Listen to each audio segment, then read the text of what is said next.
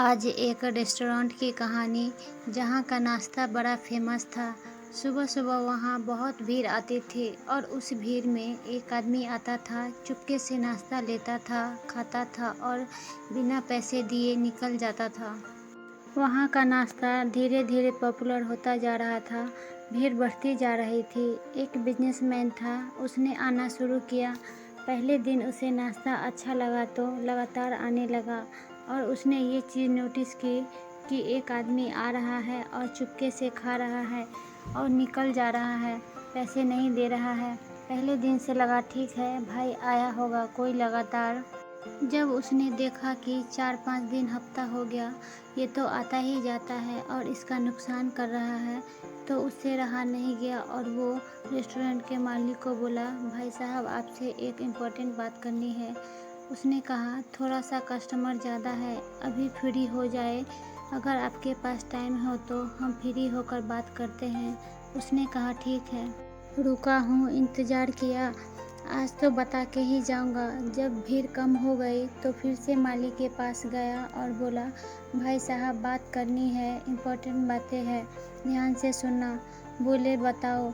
आपके यहाँ पर एक आदमी आता है, जब भीड़ पड़ती है तो नाश्ते के लिए चुपके से आता है और नाश्ता लेता है, लेकिन पैसा नहीं देता, बिना पैसे दिए नाश्ता करके निकल जाता है।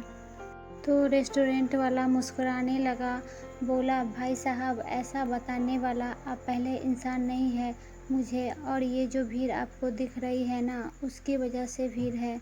वो पहली बार जब मुझे किसी ने बताया कि यहाँ पर एक आदमी आता है और चुपके से नाश्ता लेता है, खाता है और बिना पैसे दिए चला जाता है, तो मैंने उसका पीछा किया। ये पास में जो सिग्नल है वहाँ पर वो भीख मांगता है।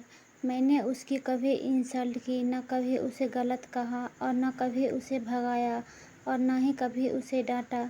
मैंने एक दिन देखा कि वो रेस्टोरेंट के बाहर था और हाथ जोड़ के ऊपर वाले की तरफ कुछ कह रहा था। शायद वो कह रहा था कि इस रेस्टोरेंट में भीड़ आ जाए तो मैं चुपके से जाऊं और खाऊं, बिना पैसे दिए निकल जाऊं। ये जो भीड़ आती है ना भाई साहब, ये उसी की वजह से आती है। बिजनेसमैन की आंखें खुल गई, उसे समझ में आया कि प्रार्थनाओं का कमाल होता है। कई बार हमें लगता है कि हम अपनी वजह से आगे बढ़ रहे हैं और कई बार दूसरों की दुआएं और प्रार्थनाएं हमारे लिए कमाल कर रही होती है।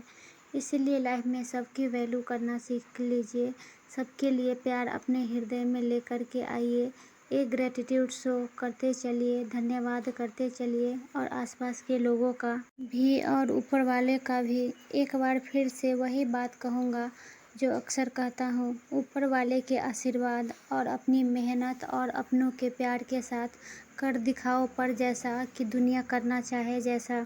दोस्तों अगर आपको ये कहानी अच्छी लगी हो तो मेरे वीडियो को लाइक एंड चैनल को सब्सक्राइब कीजिए।